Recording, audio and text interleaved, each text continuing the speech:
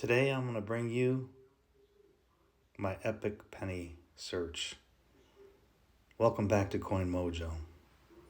Recently stepped into a bank to pick up some of my halves, and the tellers were excited to see me, said that they had just received a large dump of pennies from a charitable fundraiser, and they brought in $350 worth of pennies, and on top of that, they said that another branch took in another, I believe it was 150. So the next day, I went and picked up those too. So all told, I believe I'm searching. Here's the other part of that batch. I also got some dimes and nickels and a couple quarters along with that. All told, $450. That's 45,000 pennies that I searched. This is the results. I did a speed search, so I kind of pushed through. Separated the 70s and 80s and 60s. These are only the ones that I kept out of the $450. And then in that batch, I have separated the pre-40s, the 50s, and then more modern AU type 60s and 70s here. I'm a little disappointed in the yellow matting because, as you'll see later in the video, the yellow didn't do the coins justice. So we're just going to run through these coins here. These are all the Wheaties, a couple 1910s, some 1920s, a 27. We got some 30s here.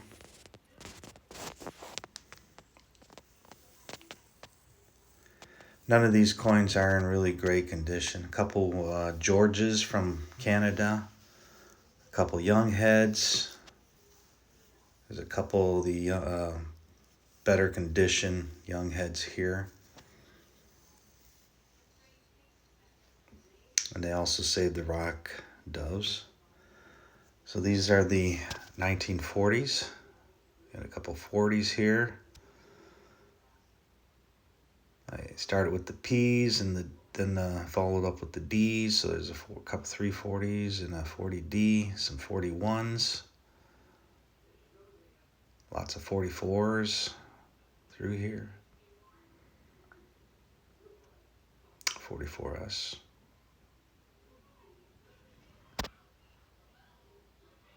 And 45s. All told, I pulled about 100 Wheaties. And then here's a Freemasons counter stamp on a Wheatie. Pretty cool. Yeah, these coins were not in great condition. But just going to be added to my pile of Wheaties. You would think out of 45,000 pennies that you would find more Wheaties, but I was going through these bags of pennies, and I was like praying that I would find a Wheatie here and there, and I guess I was finding one out of 500, so it was a little disappointing, but I'll take everything I can find. I know there's some glue on that one. Yeah, none of these Wheaties were in great condition. And I was seriously hoping to find an Indian head out of all that, and no Indian heads. So I did okay. I got a couple S mints, not a lot. There was I think the 56D or 58S here. There's potential. A couple 55s. No double dates there. There was one that had the potential. I believe it was the 48S that could have been a D over S, and I looked at it pretty close. I don't have the microscope, but someday. I'm not going to get rid of these anytime soon, so I'll be able to go back once I do that. Quite a few 57s here. And this is the best Wheatie in condition wise. 57 is not all that great, but it's pretty good shape. A few 58s here. And now I'm going to go to the these are the modern memorial cents starting in 59. I probably shouldn't have used the yellow map because I can see that it's messing with the phone's lighting and camera. These are really have a lot of mint luster, and it just doesn't show through on these images. So out of all of those bags of coins that you saw at the beginning of the video here, these were the ones that I set aside because they had a lot of mint luster to them, and so I wanted to share that with you. There was a couple S mints in here. I pulled most of the S mints that I found aside, like especially the 69 and 70s, because I want to take a closer look at those. But to be honest with you, these were in really pretty nice shape, and then like I said, it just doesn't show through on the video here. Getting kind of excited about this 70S over here. After further review, and I'm going to give you a little more close-ups on it, it doesn't appear to be the small date, which would be worth $55 in MS65. I didn't show too many of the post 75 76s because I'm saying that's getting pretty modern. Should be able to find a lot of those. Some of these look like they came out of mint sets, but you know, I pulled them from circulation, so they're not in the best of conditions, but they did show a lot of mint luster.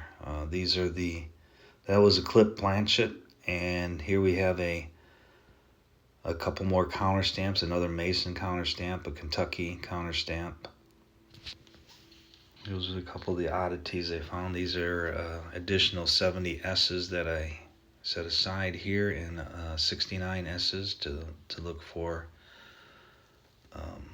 doubling. And I don't see anything right off the top, but going back to the 70, I'd say out of all that, with the 100 Wheaties and things like that, this was the most intriguing penny that I found, and got me pretty excited because I thought for sure I might have got a $55 coin here. But after further review, it appears to me to be just a small date 70S.